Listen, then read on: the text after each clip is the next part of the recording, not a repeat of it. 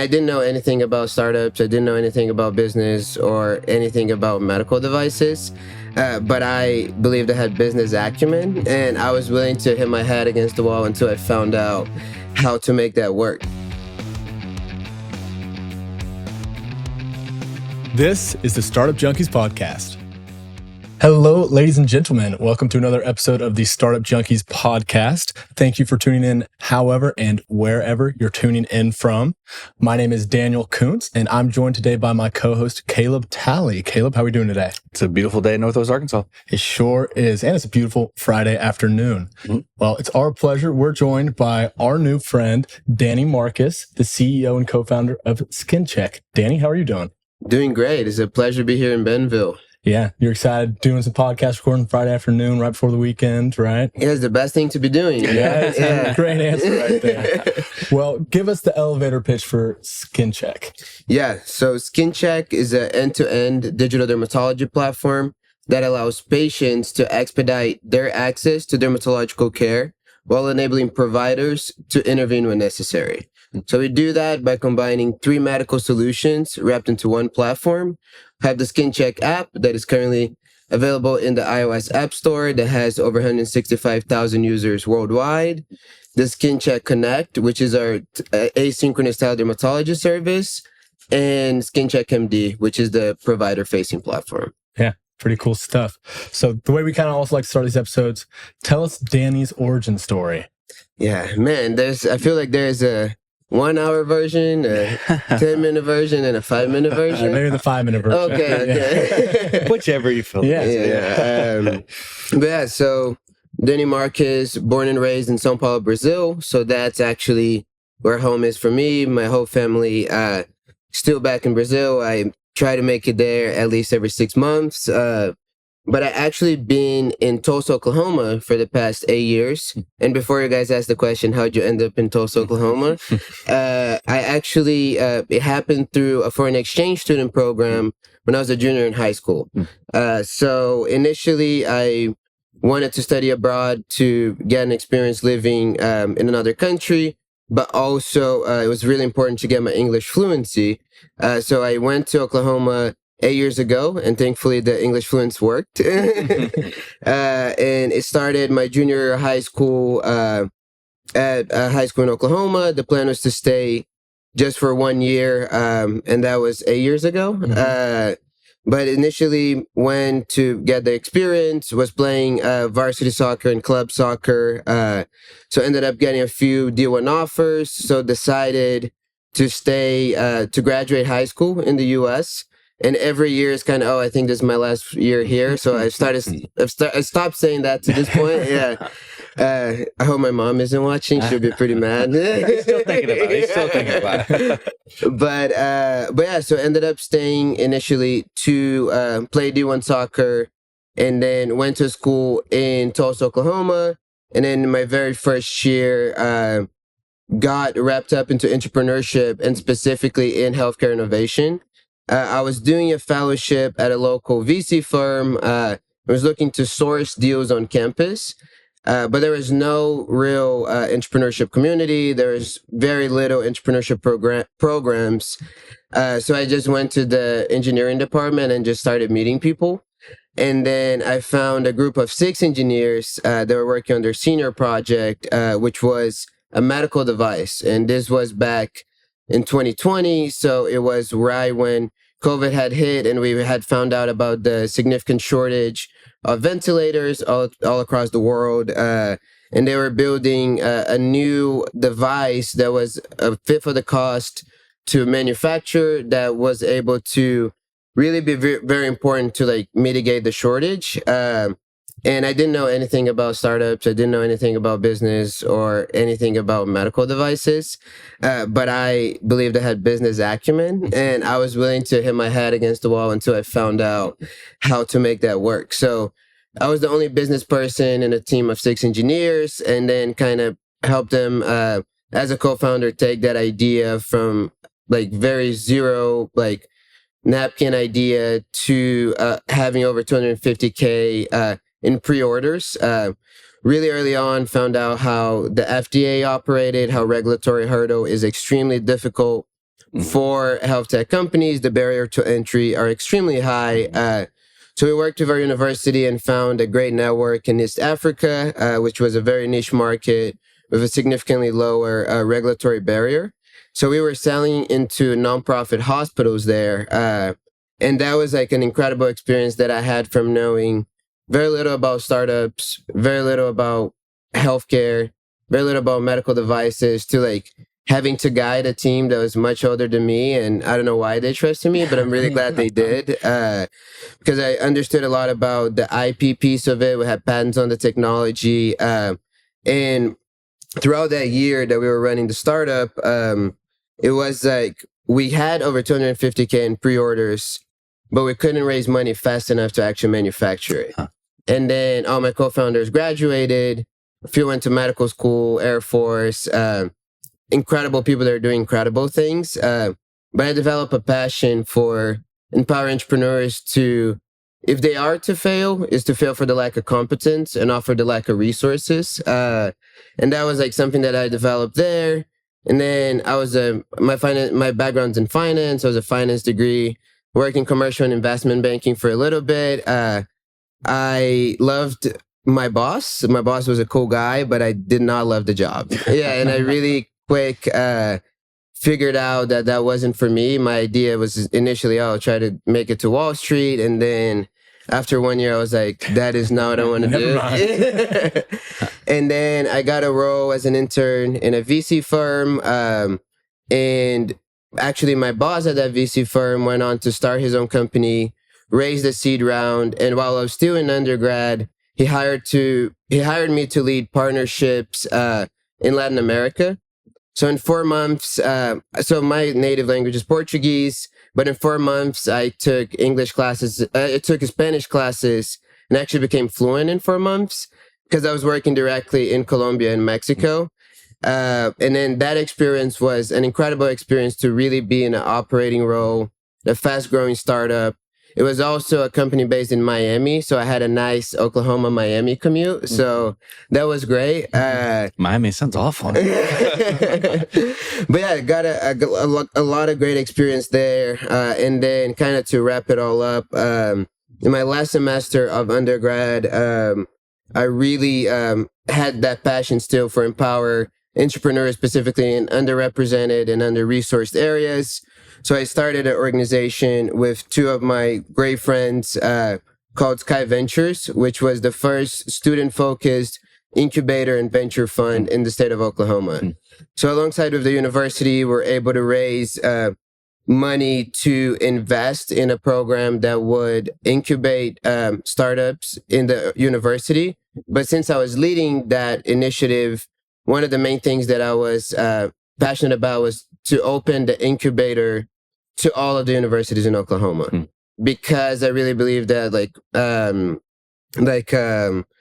rising tide raise all ships, and I might have butchered the saying there, but you get the point. But even though we couldn't, in our thesis, we couldn't invest in companies that were outside of the university, the programming and the community aspect of entrepreneurship is extremely important, specifically at that early stage where they're student founders, they're tinkering with an idea, which is probably not going to be the idea that they'll actually build.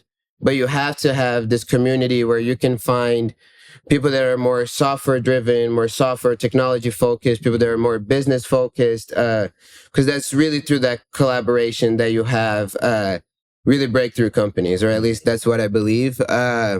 So we, throughout the 1 year that we ran that organization, we incubated 12 companies and invested in a few. And it was so we incubated companies from the 4 major universities in Oklahoma. So University of Tulsa, Oral Roberts, University of Oklahoma, and also Oklahoma State. And saw a really incredible kind of movement of individuals that wanted to start a business, didn't have a place to go, didn't have a place to find resources, didn't have a place to find community to share the struggles, share the learnings. So it was incredible running that organization. And then actually at the end of my undergrad, and this might be the 10-minute introduction, but at the end of the undergrad, we actually ended up spinning out of the university and closed a deal with the New Zealand government, which is like the most random deal I've ever closed.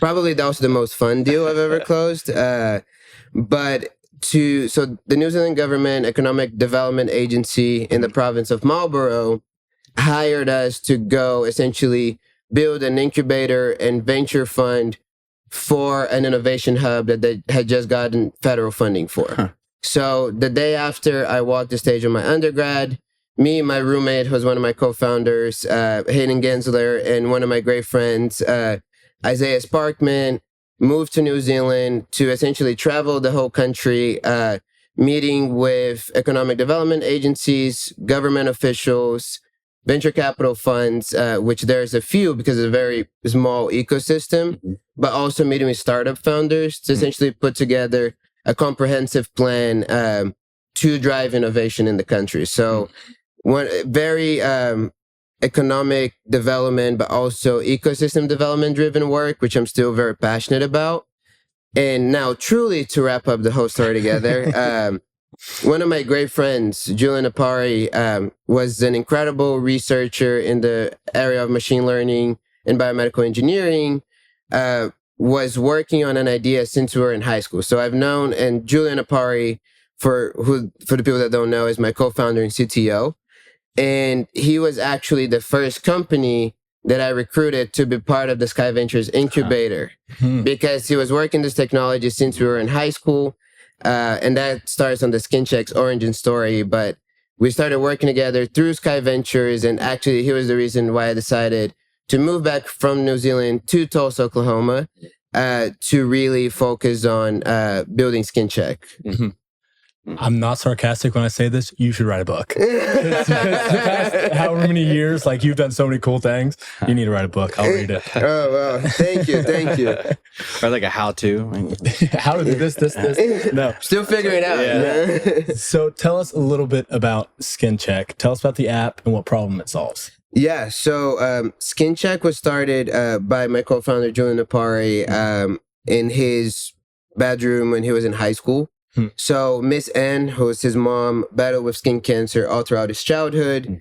And specifically when we were in high school, which I actually met him in high school while I was a foreign exchange student, she had a particularly aggressive case. And wait times in Oklahoma can be as bad as 6 months. So they had to know a way how to expedite her access to care. When do we take her to emergency room? Melanoma can become life-threatening in as short as 6 weeks. But the average wait time to get a skin cancer screening is about 14 weeks in the region. So Julian is a genius. I understand business, but he is a technology genius, truly. So when we were in high school, he built the initial image classification prototype for his mom to use. As a 16-year-old, this was 7 years ago, nobody was talking about AI. No one was talking about machine learning. And I remember him telling me about it. And I was like, I don't know like half of the words you just said, but I know like that you're building something incredible. And he showed me the prototype, and that he actually after went on to show his literature professor the prototype. And he had never, his professor had never been to the dermatologist. And right before class was like demoing the app, and then found 3 concerning lesions. Oh, wow. Went on to go to dermatologist, and matter of fact, he had 3 skin cancers that were able to be removed because of testing the prototype. So as you can get an idea, the problem we're really solving are the problems as it pertains to access to dermatological care and also early skin cancer detection. Because one very important statistic is that over 99% of all skin cancer cases are curable if they're detected early enough. But the question really is it possible to detect skin cancer early? And that's really what we're building with SkinCheck. Yeah. Are you an entrepreneur or an aspiring entrepreneur looking to get plugged into the ecosystem?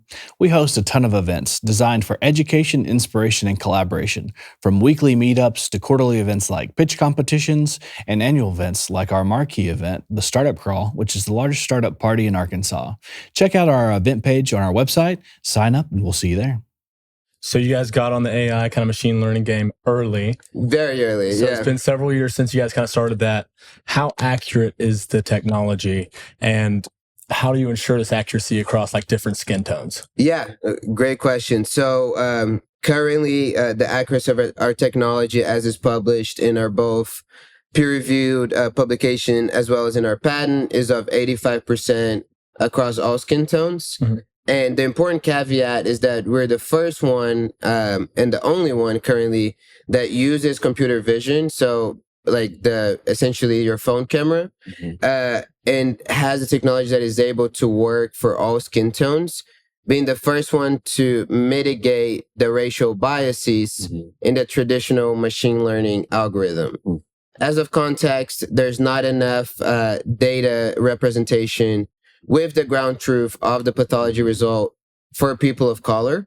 So my co-founder, while doing NSF-backed research, developed a new AI architecture using a novel methodology called domain adaptation, which will actually create different machine learning pipelines dependent on the skin tone, which allowed us to have over 60% increase in accuracy from the state of the art, which was research from Stanford. Wow. I'll let you ask a question here in a second. I got one more. Yeah, I got to ask real quick.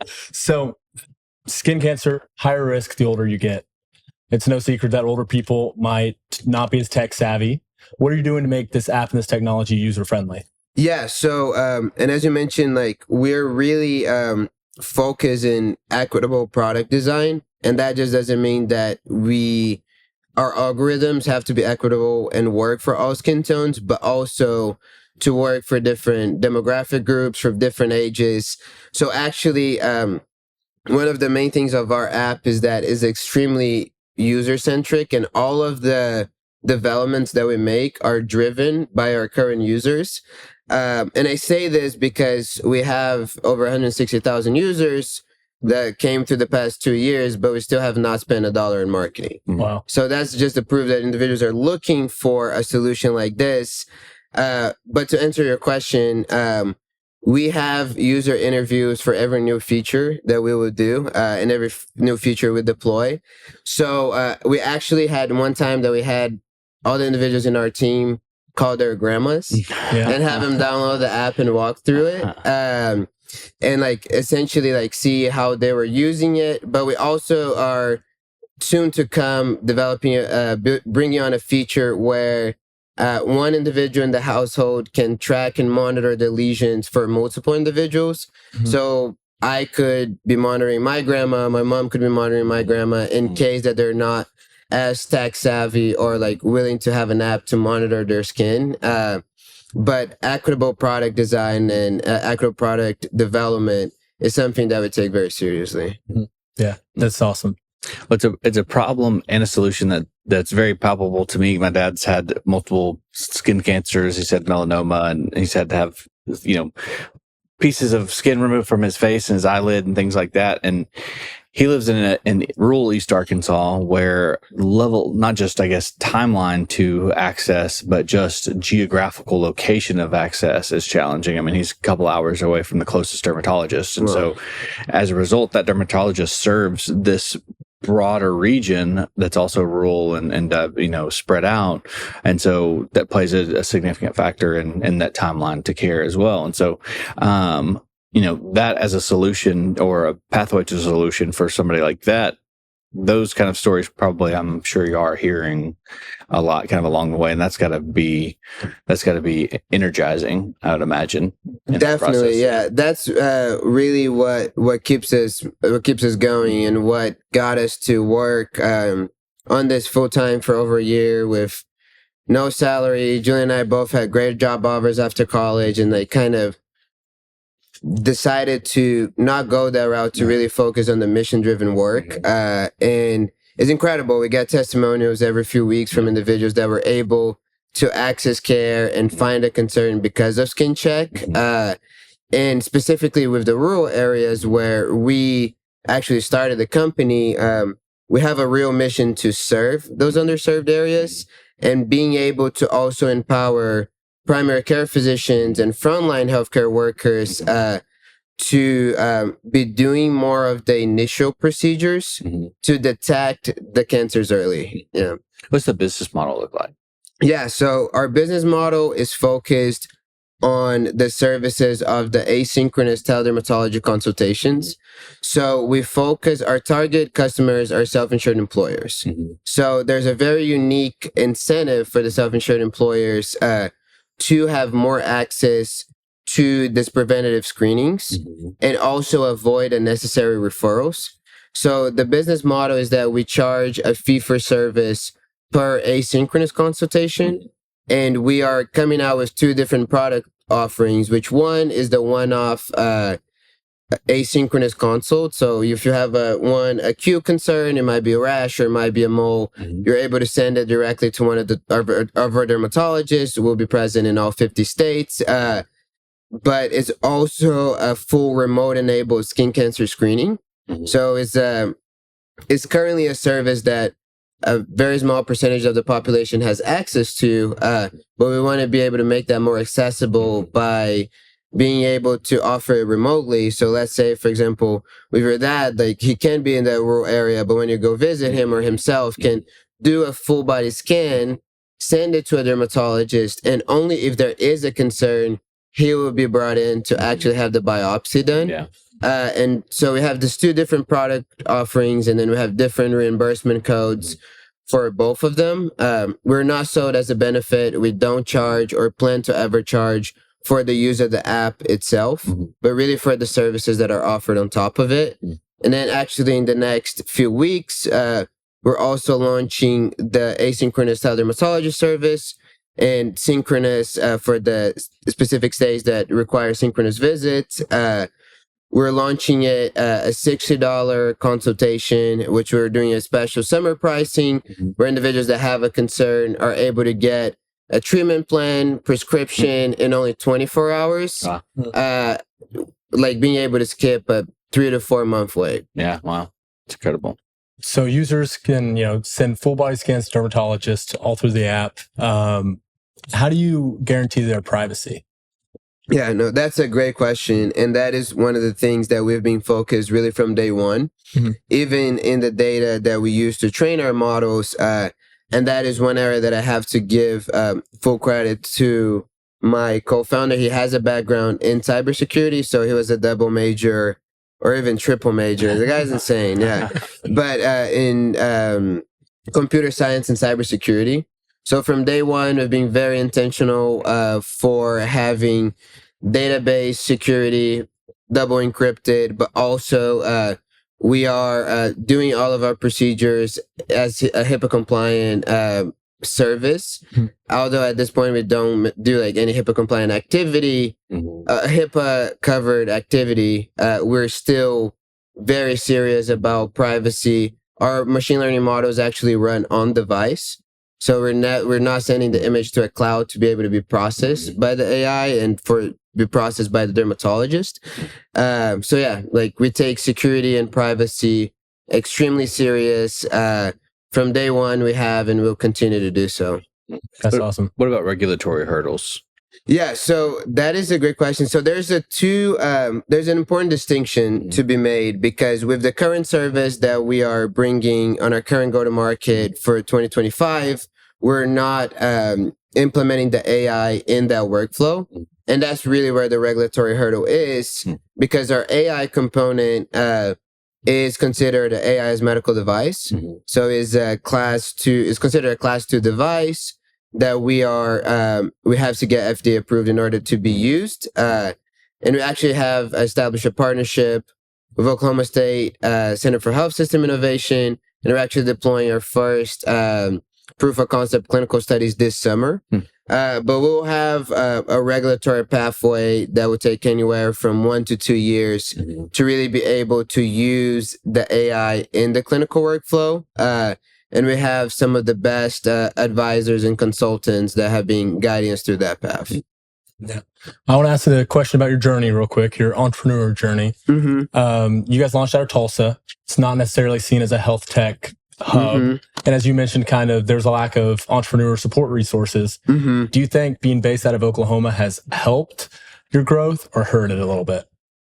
That is a great question, and I would be very strategic in how to answer it. Yeah, we'll put him in the hot seat. Yeah, we have because in certain ways it has really. I feel like we've been really blessed because we have been able to get some incredible early stage investors, advisors from Oklahoma. That it was really the relationships that we had throughout university, throughout like my past ventures. That helped us get that initial angel funding, and also some of the investors in Oklahoma, like 46 VC, that has participated in our pre-seed raise. But I'll answer this very truthfully as well, because most startups, specifically in healthcare, are either coming out of Boston, Nashville, or like San Francisco, which the problems are very different from the reality that individuals in the more rural, underserved states have. And if it wasn't for us being in a region that has those very clear gaps in access, very clear gaps in care, because for you to have an idea, about 95% of all dermatologists are based in major metropolitan regions, which those major metropolitan regions are not in rural states. So we were lucky to be in like a more underserved state to really understand what markets urgently need our solution. And even the way that we've positioned our go-to-market has been very intentional in that. Like some of the first states that we are launching our solution to employers is Oklahoma, Arkansas, and Maine. But at the same time, there is a lack of funding. There is a lack of resources. I feel like we were very lucky to go through the Act House Accelerator to get early stage investment from Hurricane Ventures and then 46 Venture Capital. But there's very few pre-seed investors. I feel like some of the top experts in this field are already in our corner, but we now really need to have a presence also in major hubs. So to answer your question, I think both, Good answer. which brings it to a balance. So it's being, I feel like everything in life, it really depends is the best of what you make. And I feel like we've been really blessed to make the best out of the ecosystem that we were at. Yeah. One could argue, without those resources in place, you kind of had to figure it out yourself. Yeah. Which probably helped you. Exactly. Yeah. And I see that very, very clearly throughout life. Like scarcity is not necessarily always a bad thing, right? Because it was through us really feeling the pain that we were able to build a solution for it. And we see that even with other companies in the space that don't really have an eye or a passion to those underserved areas. But beyond our passion and understanding of those regions, it is a huge market opportunity because the urgency is a lot more significant than in major metropolitan areas. So I feel like using scarcity as a competitive advantage is something that I always thought about. And not that there's ever anything lacking, but you guys get the point. Yeah. So tell me a little bit about, how did you hear about Fuel? How did you get kind of plugged into this program? And what's the experience in Northwest Arkansas been so far? Yeah, no, that is a great question. That also goes back to our incredible investors in Oklahoma. So actually it was Kate from Kaylin from 46 VC that introduced me to Darian Harris from Few about a year ago, and introduced me. I came up to Bentonville for an event. I think it was the second time I was in town. I had only been previously for a wedding, and liked the region, but didn't know much about it, didn't know much about the ecosystem. And she introduced me to him at an event. We chatted once. I learned about Few and the program, and then kind of kept it on my radar, but like kept living in Oklahoma and doing our things out of there. And then I got a call one day, and it's Darian, and he's like, "Hey, we're preparing for our Few healthtech cohort, and I think you'd be a great fit. Like you could go through like the application and interview process, but I feel like you could be a great fit." And funnily enough, Darian and I have the same alma mater. So the school he got his MBA, and we had a really great conversation. He told me about the program and the focus that the program has really in getting enterprise ready.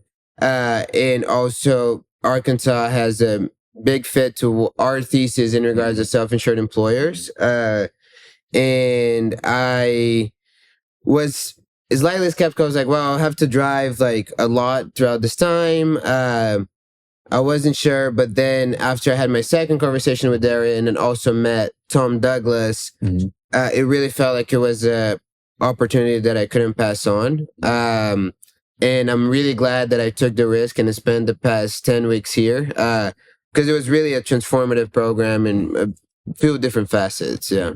Another great answer, by the way. That was perfect there. And the guys from Startup Junkies are incredible. Somebody clip that. Well, the way we kind of like to wrap these things up, if you had a time machine, you can go back to 10 years ago or to yesterday, give younger Danny a piece of advice. Man, still pretty young. I feel like I have to make some more mistakes. Go back 35 years. Let me think. That's a good one. You could say, do exactly what you did. Or buy land in Northwest Arkansas. That is a great one. Got some good ones. You know, so that's a good one. So a few ones, because like a lot of people say like, oh, like I live a life with no regrets, but I fundamentally, I mean, sure, but I fundamentally don't agree with it. I mean, like I have a lot of regrets. There are like a lot of things that I would have done differently. They don't mean it. One of them was actually my brother told me to buy Bitcoin back in 2018, and I was really close to like putting like some of the savings I had towards Bitcoin, and I didn't. And then I calculated the other day how much I would have made it, and then I thought I was like, dang, I would have been able to have bought a house in Northwest Arkansas. But answering your question, I would say like a piece of advice for a younger Danny would be to just like don't be afraid of failure. I feel like in the beginning of kind of my entrepreneurial journey, which I'm still very early on, I was really scared. Like the thought of failure like daunted me. I mean, I grew up playing sports. I throughout my childhood played really competitive and travel tennis, and then played soccer, and like losing a tournament, losing a game is like the worst thing that can happen, right? And I associated success in like the professional life with that for a little bit. So like when my first like company winded down and failed, I was like, man, I'm never doing this again. I was like, this is stupid. I don't know why I decided to do this. It's like too big of a problem. But the reality is that like, it is usually not your first venture that will be the biggest one, you know? And I feel like I could have saved myself a lot of anxiety, a lot of stress, and I could have been able to make a lot more impact if I wasn't necessarily afraid of failure, but focus on the impact. Yeah. That's great advice. And it seems like you and your team are doing some great things. If anyone in our audience wants to learn more about you or SkinCheck, where should they go?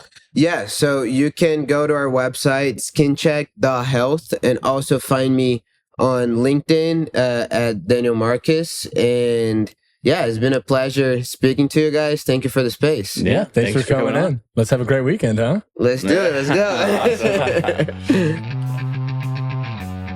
If you enjoyed this episode, make sure to share with a friend. Subscribe and review because it matters to us and we want to hear from you. If you're interested in learning how to work with us, check out the information below. See you next week.